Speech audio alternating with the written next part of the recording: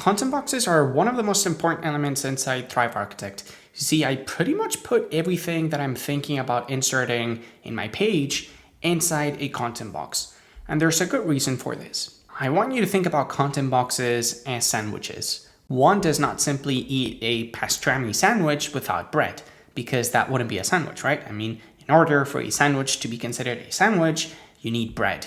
And the bread is what keeps all of the ingredients nicely stacked together. And something similar happens with content boxes. In order for you to display content on your page in a mobile responsive way, and in a way in which your elements follow the same design principles and guidelines when it comes to margins, paddings, maximum widths, minimum widths, you need to put your content inside a content box. And let me illustrate this with an example. If I wanted to replicate this good-looking benefits box, I would have to give my text a maximum width, and I would have to give my button a maximum width, and my body paragraph would also have to have a maximum width. And if I want my elements to not touch the border of the screen on mobile devices, I would also have to give all of these elements some internal padding. You see how there's a lot of work that I need to do with each individual element? It's not cool. Instead, what I can do is put everything inside a content box, set my design rules once, and have all of my elements inside obey these rules. You see, not only do I save time by using a content box, but I also set guidelines as to how my child elements, which are the elements inside the content box, should behave.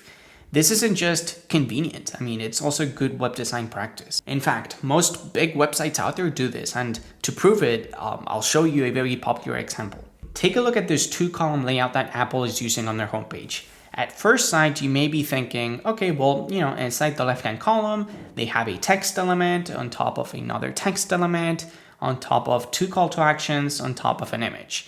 And if you think that's what they're doing, you would be wrong, because Apple is using content boxes just as we are. Now in CSS, what we Thrive Architect users refer to as content boxes, programmers refer to them as divs. And if we look at Apple's code, you can see that inside this left-hand column, we have a div that holds an H4 heading and an H5 heading, and then another div that holds two buttons.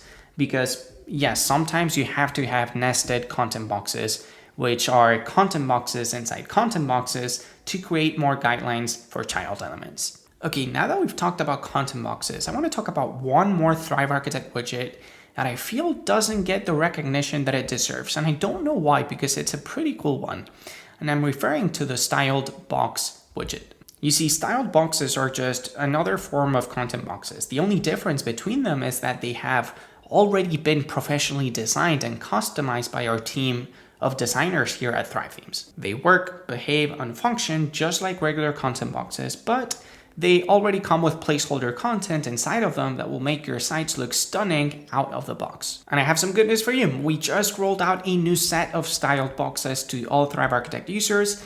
If you have Thrive Architect installed on your site, simply update your plugin. And if you still don't have your license, then grab one today using the link in the description box down below. Hopefully this video was helpful. I'm really looking forward to seeing you guys use our new styled boxes. We will continue to add more coming soon. And if you liked the video and want to stay up to date with our latest updates, be sure to hit the like button and to subscribe to our channel.